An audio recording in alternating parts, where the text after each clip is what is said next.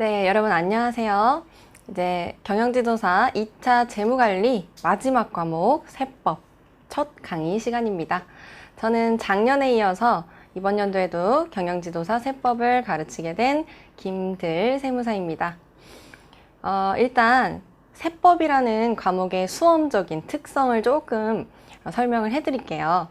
우리 세법은 기본적으로 양이 굉장히 방대한 과목이죠. 양이 굉장히 많기 때문에 휘발성이 강해요. 그러니까 보면 뒤돌면 까먹고, 보고 뒤돌면 까먹고, 이렇게 휘발성이 좀 강합니다. 그래서 우리 경영지도사 2차 시험을 아시다시피 전부 서술형이기 때문에 이렇게 방대한 양의 것을 달달달달 암기, 세세하게 다 암기하는 것보다는 기본적으로 암기 과목이기는 하지만 이해를 전제로 논리를 이렇게 전제로 따라가셔야 되고요. 그 논리를 성립을 하신 다음에 중요한 키워드들 중심으로 암기를 해주시면 이 암기해야 될 부분이 확 효율적으로 줄거든요. 그런 식으로 공부 방향을 잡으시면 되겠고요.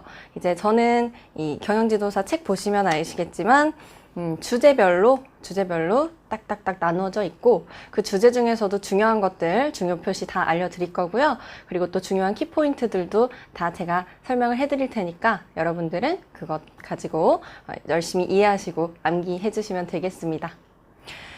그리고 경영지도사 시험은요, 우리 세법 시험은 총 6문제가 나와요. 100점 만점에 6문제인데 어떻게 구성이 되어 있냐면요, 서술형 문제, 물론 다 서술이긴 하지만 더욱더 큼지막한 문제를 서술형 문제라고 부를게요. 30점짜리 문제가 2문제가 나와요. 그러면 총 60점이 나오죠? 그리고 이제 비교적 좀 작은 단위의 서술 문제, 약술형이라고 부를게요. 약술형 문제가 10점씩 4문제가 나와요. 총 40점이죠? 이렇게 해서 총 100점 만점 시험으로 출제가 되고 있습니다.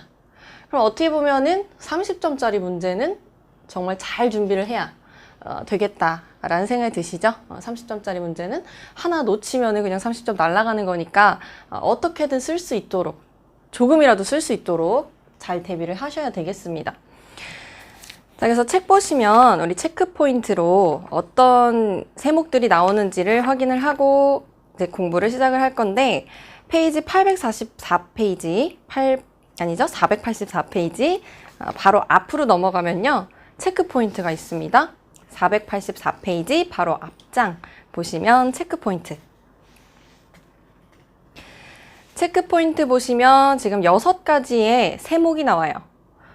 세법으로 보시면 1번 국세기본법, 그리고 2번 부가가치세, 3번 법인세, 4번 소득세, 그리고 5번 상속세 및 증여세법, 그리고 6번 국세징수법 이렇게 나오죠. 이렇게 총 6가지의 법으로 우리 구성되어 있는데요. 각각 한 법에서 한 문제씩 나온다라고 생각하시면 되겠습니다. 100%는 아닌데, 100%는 아니지만 한 문제씩, 거의 최근에는 한 문제씩 나왔어요. 그래서 한 문제씩 보시면 되고, 특히나 이 중에서 맨 마지막에 있는 국세징수법, 6번 국세징수법 있죠?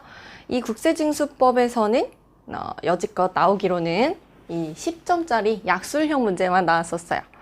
그러니까 비교적 어떤 중요성 측면에서 좀 볼 때 국세징수법은 짤막짤막한 것들 위주로 문제가 나왔기 때문에 그런 식으로 대비를 하면 된다라고 조금은 생각을 할 수가 있겠죠. 100%는 아니지만 여지껏 10년 동안 계속 약술형만 나왔으니까요. 해서 다른 5가지의 법들은 다 30점짜리가 나온 적이 있어요. 그 중에서 부가가치세는 비교적 최근에는 10점짜리 약술형 문제로만 쭉 나왔는데 2011년, 2012년에는 30점짜리 문제가 나왔었기 때문에 아예 배제할 수는 없고요.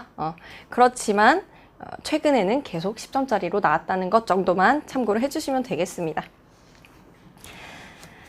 자, 이렇게 해서 이제 첫 번째 순서로는 국세 기본법을 배워볼 건데요. 국세 기본법이라는 것은 국가의 세금에 관해서 기본적인 법들을 다 담아놓은 거예요. 뭐 기본이 되는 뼈대, 기본이 되는 원리, 원칙 이런 것들을 담아놓은 법이다 라고 생각을 하시면 돼요. 간단하게 우리 세목들 소개를 해볼게요. 1번 국세기본법은 그렇고요. 2번 부가가치세는요. 사업자가 물건을 판매할 때 그 판매되는 물건의 10%의 세금을 추가로 걷거든요. 그리고 방금은 판매한다 그랬죠? 사올 때는요. 10% 해당되는 세금을 또 사업자 입장에서 공제를 받아요. 그와 관련된 것이 부가가치세법으로 보시면 되겠고 3번의 법인세는 법인, 회사에 관련된 법이다. 세법이다 생각하시면 돼요. 그래서 회사에 부과되는 세금을 법인세라고 하고요. 4번 소득세. 소득세는 앞에 개인소득세, 개인이 생략됐다고 보시면 돼요. 개인에 대한 세금이다 라고 생각하시면 되겠습니다. 그 다음에 이제 5번 상속세 및 증여세법. 상속세는 누군가가 이렇게 돌아가셨을 때, 사망했을 때 그것에 대한 재산을 받을 때 부과되는 세금을 상속세라고 하는 것이고, 증여세는 증여. 기부라고 생각하시면 편해요. 근데 뭐 가족 간의 기부 좀 이상하죠? 그러니까 그것을 증여라고 하는 거죠. 돈을 안 받고 재산을 뭐 어떤 것들을 주는 것. 그것을 증여라고 하는데, 그랬을 때 수혜를 본 사람, 증여받은 사람이 부과되는 것이 증여세라는 것입니다. 그다음 마지막으로 국세징수법은요. 세금을 안 내고 있는 사람한테 우리 국가에서 너 세금 내라고 징수, 뭐 독촉도 하고 압류도 하고 그것을 팔아버리기도 하고 이런 것과 관련된 법들이 국세징수법에 적혀 있는 겁니다. 이렇게 총 6가지의 세목을 우리는 배워볼 거예요. 해서 지금부터 국세기본법부터 시작을 해볼게요. 페이지는 484페이지 펴주시고요. 484페이지 펴주시고요. 챕터 1 국세기본법 되어 있죠? 국세기본법은 방금 말씀드린 것처럼 우리 세금, 국가의 세금과 관련된 기본적인 법들이 다 들어가 있어요. 원리, 원칙들이 다 들어가 있다. 그래서 첫 번째로 나온 것이 조세법률주의라고 되어 있죠. 조세법률주의, 이것이 이제 국세기본법의 기본 원칙 중에 한 가지로 처음으로 배우는 것이 되겠습니다. 조세법률주의. 이건 쉽게 말해서요. 세금과 관련된 것들은 법률에 따라서 해야 된다. 법대로 해야 된다라는 거예요. 국가가 세금을 부과하고 징수할 때도, 부과라는 것은 이제 세금을 너 이거 세금 내라고 하는 것, 그리고 징수는 세금 내가 걷어갈게라고 걷어가는 것을 징수라 그래요. 부과하고 징수하는 것, 이런 것들이 법에 있어야 되고요. 법대로 해야 된다는 것. 그리고 반대로 납세 의무자, 세금을 내는 사람도 또한 법에 적힌 대로 납세 의무를 해야 된다라는 거예요. 법대로 하자. 왜 이렇게 법대로 해야 되느냐라는 것은 법대로 해야지 서로가 편해요. 질서가 유지가 돼요. 나도 법을 따랐고 얘도 법을 따랐고 그래야지 이 법적인 질서가 유지가 되겠죠. 이것을 법적 안정성이라고 합니다. 첫 번째로 법적 안정성을 유지시키기 위해서 이렇게 조세법률주의를 따라야 되는 것이고요. 두 번째로는 우리 납세자가 세법을 잘 지켰어요. 법을 잘 지켜서 어떤 납세 의무를 했어요. 그런 납세자는 나는 법대로 했으니까 난 떳떳해. 뭐 잘못될 거 없어. 이렇게 예측을 할 수가 있겠죠. 근데 어떤 사람은요, 탈세했고요. 어떻게든 세금 적게 내려고 막 머리 궁리 써가지고 막 했어요. 이런 경우에는 어느 정도 내가 추징이 될 수도 있겠다. 뭐 이런 예측을 할 수가 있겠죠. 법대로 한다면요. 그런 것을 예측 가능성이라고 합니다. 이렇게 법대로 하면요, 예측 가능성도 생기고 또 서로 간의 질서, 법적 안정성도 생겨요. 이것들을 지킴으로써 결국의 목적은요, 우리 국민들의 재산권을 보호하기 위함입니다. 이런 이유 때문에 우리 국세기본법에서는 국세는 조세 법률주의를 따라서 해라 라고 원칙으로 내세우고 있습니다. 그래서 첫 번째 개념에 이런 제가 방금 설명해드린 내용들이 있어요. 어떤 주제든지요, 이 개념은 꼭 정확하게 암기를 해두셔야 돼요. 어떤 문제든지 어떤 주제든지 개념은 쓰지 말라고 해도 쓰시는 게 좋아요. 왜냐면 일단 이 사람은 개념도 정확하게 알고 있구나. 이런 사람으로 어필을 할 수가 있다 이거죠. 적어도 1점이라도 차이가 날 수 있기 때문에 개념은 항상 정확하게 기억을 합니다. 그래서 개념, 조세 법률주의란 법률에 근거해서 국가는 조세를 부과, 징수하여야 되고요. 그리고 모든 국민은요, 법률이 정하는 바에 따라서 납세 의무를 진다라는 원칙이다. 이것은 국민의 예측 가능성과, 그렇죠? 그리고 법적인 안정성을 보장을 해서 국민의 재산권을 결국에 보호하기 위함이다. 여기까지가 개념이 되겠습니다. 일단 이해하시면 암기하기가 훨씬 쉬워지죠. 이해를 하고 암기를 하는 쪽으로. 여기서 포인트가 되는 단어들은 결국에 법률에 근거하여, 법률에 근거해서 해라. 뭐가 됐든지 간에. 그리고 그 이유는 예측 가능성과 법적 안정성 통해서 국민의 재산권 보호, 이런 것들이 이제 포인트 단어가 되는 거예요. 이런 것들이 들어가면 점수를 획득할 수가 있는 거죠.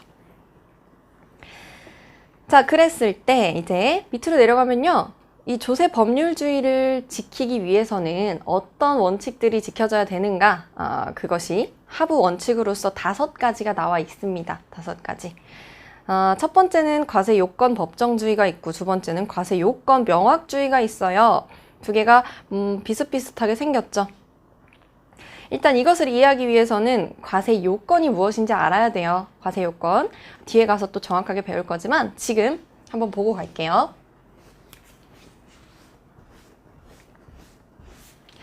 자, 과세 요건이라는 것은요, 과세, 세금을 부과하는 거예요. 세금을 부과하려면 어떤 요건이 지켜져야 되는가, 어떤 요건들이 성립이 되어야 되는가, 이게 과세 요건인데 4가지가 완성이 돼야 돼요. 그래야지 세금을 부과할 수가 있어요. 첫 번째는 누구한테 부과할 것인가, 그게 정해져야겠죠. 그래야 누구한테, 이 사람한테 세금을 부과할 수 있는 사람이 정해져야겠죠. 그래서 첫 번째 과세 요건은 납세 의무자입니다. 납세 의무자가 정해져야 돼요. 두 번째 과세 요건은요, 사람은 정해졌는데 왜 세금을 부과하는 것이냐, 어떤 것 때문에 부과하는 것이냐, 과세 대상이 정해져야 돼요. 예를 들면은 개인의 소득에 대해서 세금을 부과하는 것이다. 그러면 개인 소득이 과세 대상이 되는 것이고, 아까 증여세가 나온다? 그것은 뭐예요? 증여를 받았기 때문에 그 증여 재산에 대해서 부과가 되는 것이겠죠. 그래서 이렇게 과세 대상이 정해져야 돼요. 세 번째는요, 그러면 그 소득이 얼마야? 소득에다가 부과를 할 거면 그 소득이 얼마야? 재산에다가 부과할 거면 그 재산이 얼마야? 금액이 정해져야겠죠. 그래야지 이제 세율을 부과해서 세금을 계산을 할 수가 있겠죠. 이것을 뭐라고 하냐면 과세 표준이라 그래요. 금액, 과세 표준. 마지막으로 방금 말씀드렸지만 세율. 과세 표준이 정해졌으면 이제 세율을 정해서 세금을 계산을 해야겠죠. 세액을 계산을 해야겠죠. 자, 이렇게 과세 요건은 4가지로 이루어져 있습니다. 얘네들은 추후에는 필수적으로 암기를 해야 될 대상이에요. 지금은 사실 그냥 흘러가는 용도로만 보셔도 되지만 어차피 외워야 되니까 지금 외우셔도 되겠고요. 이렇게 과세 요건이 정해져야 되는데, 과세 요건 법정주의라는 것은 뭐냐면 이 과세 요건들이 법에 정해져 있어야 된다 이거예요. 그쵸? 법에 제대로 이런 것들이 나와 있어야 누가 납세 의무자고 어떤 것들에 과세가 되는 것이고, 또 과세 표준, 금액은 어떻게 정할 것이며 세율은 어떻게 되는가, 이런 것들을 제대로 알 수 있겠죠. 그래서 과세 요건 혹은 국가가 부과징수하는 그런 것들은 법에 정해져 있어야 된다라는 것이 과세 요건 법정주의, 법에 정해져 있어야 된다. 두 번째, 과세 요건 명확주의. 명확하게 써져 있어야 된다. 명확하고 상세하게 정해져 있어야 오해를 안 하죠. 그런 것들이 과세요건 명확주의예요. 내용 읽어볼게요. 과세요건 법정주의. 과세요건과 부과징수 절차는 법률에 정해야 한다는 원칙이다. 일단 여기까지 보고 밑으로 과세요건 명확주의 볼게요. 과세요건 명확주의. 법률의 내용이 명확하며 상세해야 한다는 원칙이다. 그쵸? 이해되시죠?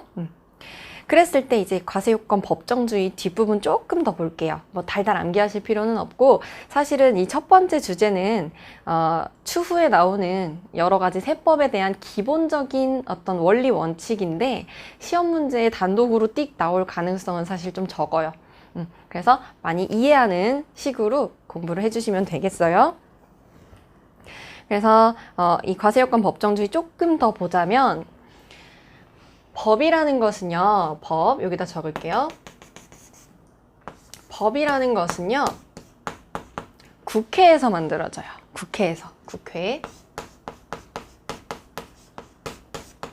국회에서 이렇게 구체적인 법을 만들어요. 만드는데 아무리 구체적으로 만들어도 사실 더욱 더 전문적이고 디테일하게 필요한 부분들이 있을 수 있겠죠. 이런 것들을 다 국회에서 하나하나 세세하게는 못한단 말이에요. 그래서 이것을 이제 그 아랫단계로 위임을 해줍니다. 위임을 해줘요. 행정부에게. 여기서 좀 더 전문적이고 디테일하게 써주세요. 좀 더 내세울 게 있으면, 기록할 게 있으면 해주세요. 라고 한단 말이에요. 위임을 해요. 이 행정부의 근데 수장이 이제 대통령이 되는 것이고요. 대통령. 이렇게 한다. 이것을 바로 시행령이라고 합니다. 시행령. 법에서 좀 더 구체적이고 디테일하게 법이 필요하면 시행령으로 위임을 한단 말이에요. 이렇게 했을 때 위임이 가능한 경우가 있고 가능하지 않은 경우가 있어요. 가능한 경우는 뭐냐면, 법에서 비교적 구체적으로 일단은 법을 상정을 하고 법을 만들고, 그리고 나서 더욱더 구체적인 것은 위임을 하는 것. 이것을 가능하게끔 하고 있어요. 이걸 개별 위임이라 그래요. 얘는 오케이다. 그런데 법에서는 그냥 포괄적으로 두루뭉술하게 써놓고, 디테일한 것은 시행령으로 위임한다. 이렇게 해놓으면 이 보는 사람들의, 법을 읽는 사람들의 예측 가능성을 해친단 말이에요. 해석이 이상하게 될 가능성이 크니까. 그래서 이것을 금지를 하고 있어요. 얘를 포괄위임이라고 하고요. 포괄위임은 금지를 하고 있습니다. 포괄위임은 금지다. 이 정도 이해해 두시면 되겠습니다. 개별위임은 오케이, 포괄위임은 안 된다. 왜냐? 예측 가능성을 상실하기 때문에, 좀 방해하기 때문에. 됐죠? 그 내용이 있습니다. 법률의 구체적인 기준을 정한 후 개별적으로 시행령에 위임하는 개별위임은요, 예측 가능성을 크게 침해하지 않으므로 허용하지만, 법률의 포괄적인 기준만 정하고 구체적인 내용은 시행령에 위임하는 포괄위임은 예측 가능성을 침해함으로 허용하지 않는다. 이해되시죠? 이렇게 기억하시면 되겠고요. 그 다음에 이제 3번 소급과세 금지의 원칙. 소급과세 금지의 원칙은 추후에 제대로 큰 토픽으로 배울 거예요. 큰 주제로 배울 건데, 뭐냐면요, 간단하게 이미 완결된 납세 의무가 있어요. 끝났어요. 이미 끝났어요. 뭐 예를 들면 한 5년 전 거라고 할까요? 뭐 3년 전. 3년 전에 이미 납세 의무 우리는 다 잘 했고요. 법대로 했고요. 끝났어요. 근데 3년 후에 이 관련된 법이 개정이 된 거예요. 바뀌었어요. 그러면 세율이 뭐 한 5% 높아졌다고 가정을 해볼까요? 그랬다가 갑자기 과거의 것까지 소급해서 이거 세율 올라갔으니 너네 세금 뱉어내 라고 한다면, 납세자는 나는 법대로 다 했는데 왜 네가 법 바꾸더니 왜 이제 와서 그것을 침해하느냐 라고 할 수 있겠죠. 법대로 했는데 나중에 바뀐 것을 소급해서 적용을 한다면 그것은 법적 안정성을 침해를 하는 것이다. 그래서 소급과세 금지 원칙은 소급과세는 금지되고 있습니다. 됐고요. 다음 4번에 엄격 해석의 원칙이 있어요. 엄격 해석의 원칙은 세법을 엄격하게 해석을 해야 된다. 글자 그대로 물리 해석을 해야 되지, 이것을 확장 해석, 마음대로 확장 해석, 확대 해석, 유추 해석 이런 거 하지 말라라는 거예요. 그러면 사람마다 해석이 달라질 수 있겠죠? 나는 이걸 보고서 이것까지 되지 않을까? 이렇게 생각을 할 수 있는 것처럼 확대 해석, 유추 해석 안 되고요. 글자 그대로 해석하는 물리 해석만 가능하다라는 것이 엄격 해석의 원칙입니다. 자, 넘어가서요. 이번엔 마지막으로 합법성의 원칙이 있네요. 합법성의 원칙. 얘는 법에 맞게끔, 법에 합치되게끔 합법성을 지켜서 조세, 세금도 부과하고 징수하고 납세자도 그렇게 납세 의무를 해라라는 거예요. 여지껏 배운 것들 일맥상통이에요. 다만 과세요건 법정주의랑 좀 다른 것은 과세요건 법정주의는 과세요건이나 부가징수 절차가 법에 있어야 한다라는 것이고, 합법성의 원칙은 그 법을 따라서 부가징수를 해야 한다. 결국에 이제 결론이죠. 결론적으로 그렇게 해야 한다. 그렇기 때문에 오른쪽 즉 보시면 과세관청이 조세를 감면하거나 징수를 면해줄 재량이 없다. 법대로 하는 거기 때문에 세무공무원이 앞에서 납세의무자가 막 울고 있어요. 자기 돈 없다고. 좀만 깎아달라고. 그런다고 해서 법을 어기고 내 마음대로 그래요? 10%만 더 깎아드릴게요. 이런 거 절대 안 된다는 거예요. 법대로, 법에 적힌 대로 실제 부가 징수를 해야 된다. 이게 합법성의 원칙입니다. 자, 그럼 밑에 이제 팁 있죠? 팁은 간단하게 보시면 되는데, 과잉금지의 원칙이라고 해서 결론적으로 아무리 이렇게 조세 법률주의, 재산권을 침해하지 않고 뭐 예측 가능성과 법적 안정성도 지켜야 된다고 하지만 100% 지킬 수는 없는 거예요. 어떤 경우에는 공익이 너무 중요해서 그런 국민의 재산권을 조금 침해할 수도 있겠죠. 그런 경우도 있을 수 있으니까.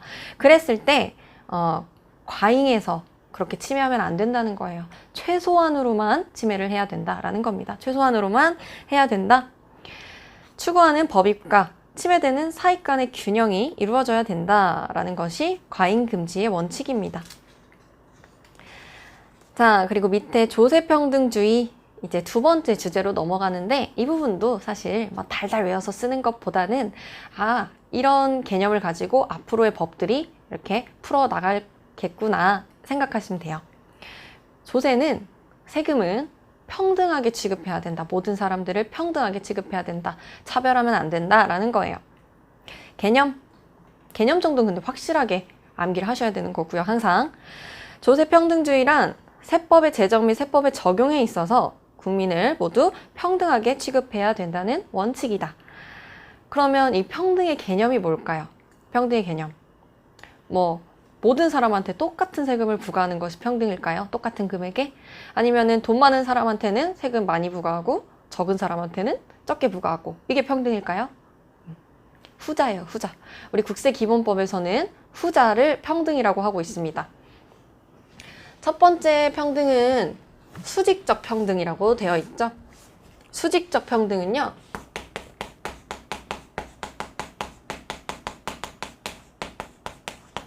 수직적 공평, 수직적 평등, 이렇게 보시면 돼요. 이 화살표 이렇게 생각하시면 돼요. 밑으로 갈수록, 소득이 밑으로 갈수록 세금이 줄어들고요, 소득이 위로 갈수록 세금이 커져요. 이것이 평등이다 라고 하는 거예요. 수직적 평등.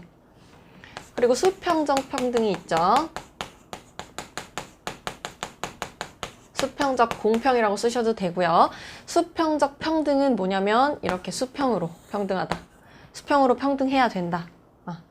소득이 같으면 세금도 같아야 된다. 그것이 평등이다 라고 하는 것이 수평적 평등입니다. 아시겠죠? 이것은 꼭 아셔야 돼요. 수직적 평등과 수평적 평등은 쓰실 줄 알아야 됩니다. 별표 쳐주시고 꼭 암기를 해주시고요. 그랬을 때 이제 조세평등주의의 하부 원칙도 있어요. 하부 원칙 볼 건데, 첫 번째는 실질과세의 원칙.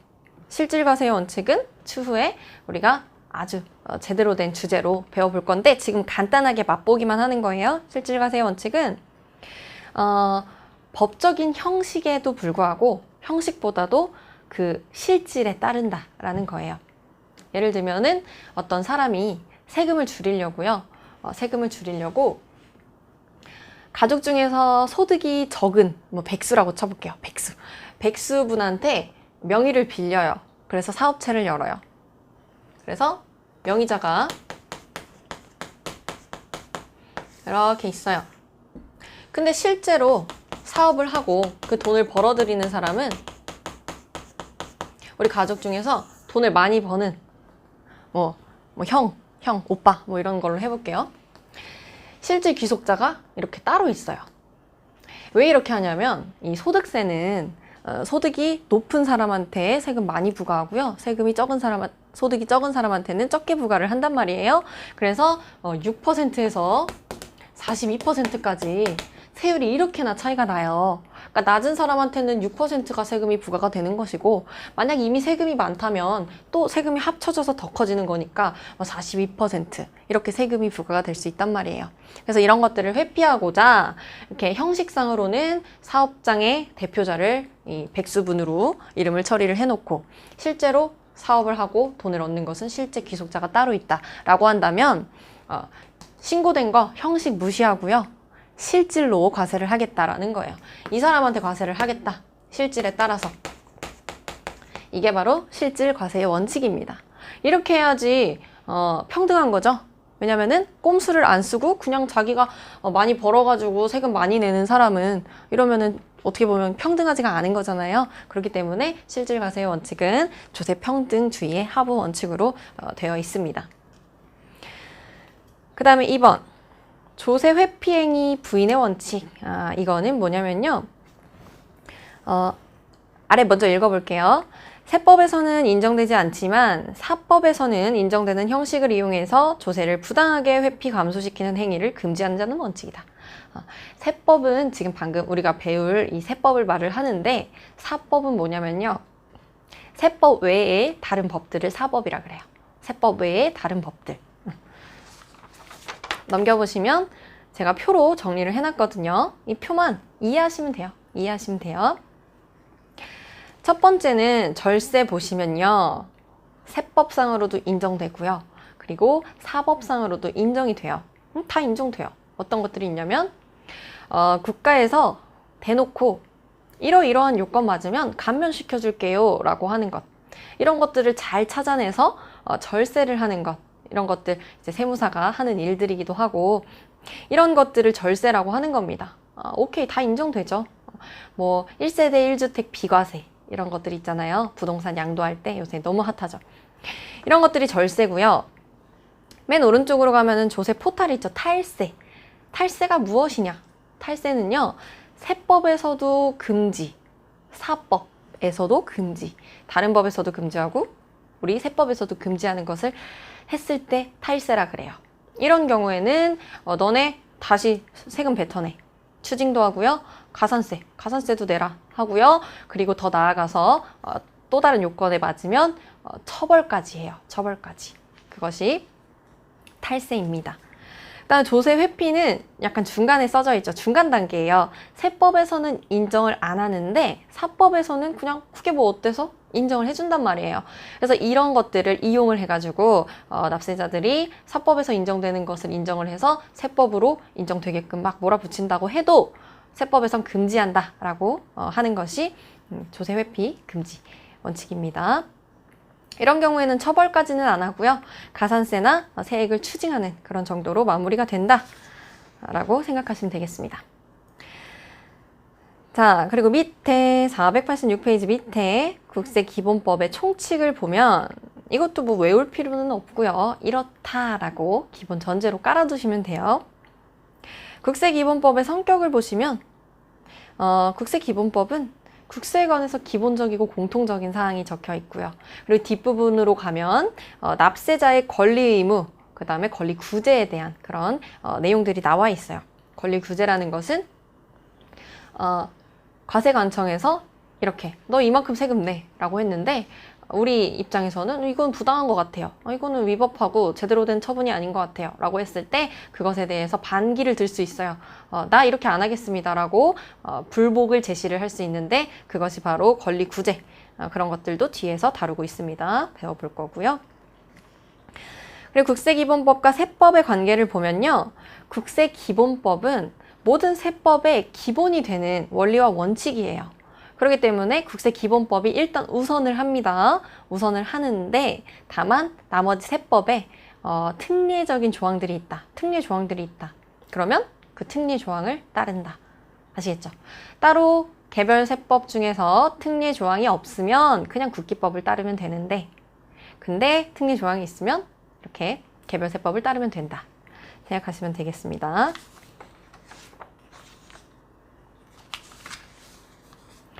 자, 그 다음 넘겨서 기한도요, 뭐 달달 외울 필요는 없고 그렇구나 생각하시면 돼요. 아직까지는 괜찮아요. 이제 달달 외워야 될 부분들이 슬슬 나올 거거든요. 기한은 보시면 일단 용어 정리예요. 기간이 있고 기한이 있죠. 기간이 있고 기한이 있죠. 기간을 예시로 들자면 우리가 소득세, 앞에서 소득세를 조금 언급을 해드렸으니까 개인소득세는요 1월 1일부터 12월 31일까지 뭐 지금 2020년 이 1년 동안에 개인이 벌어들인 소득에 대해서 신고를 하는 거예요. 언제 신고를 하냐? 언제까지 신고하냐면요 다음 연도 2021년 5월 1일부터 5월 31일까지 신고를 하도록 되어 있어요. 그러면 여기서 기간은 무엇이냐? 여기 언제부터 언제까지 이게 기간이에요. 소득세는 1월 1일부터 12월 31일까지가 과세 기간이다. 여기가 기간이다. 기한은 뭐냐면요. 그래서 언제까지 신고해야 되냐? 라고 했을 때 5월 31일까지 신고를 해야 된다. 이게 이제 기한이죠. 이 기간에 대한 소득을 5월 31일까지 신고를 해야 된다. 이게 신고 기한이다 라는 겁니다. 아시겠죠? 그래서 기간은 일정 시점에서 일정 시점까지의 시간이다. 외울 필요 없습니다. 그 다음에 기한은 법률행위의 효력이 발생 혹은 소멸하거나 권리나 의무를 이행해야 되는 시점이다. 그냥 언제, 그 순간, 그때를 말을 하는 거죠. 언제까지 이렇게 생각하시면 돼요. 그 다음에 기한 연장의 특례. 이것도 상식으로 알아두시면 되는데 신고납부 등의 기한이 공휴일이에요. 이 기한이 이때까지 5월 31일까지인데 이날이 일요일인 거예요. 일요일 아니면 토요일이다. 아니면 근로자의 날이다. 그러면 그날 쉬는 날이죠. 세무서가 쉰단 말이에요. 세무서가 쉬는 날 혹은 국가에서 정해놓은 공휴일이다 라고 한다면 그러면 그 다음 날이 기한이 됩니다. 그 다음 날까지가 기한이 된다. 아시겠죠? 다음 날이 기한이다. 그 다음에 2번 만약에 통신상에 장애가 있었어요. 뭐 국세청 홈택스 이런 데 장애가 있어가지고 은행 뭐 장애가 있어가지고 그래서 안 됐다.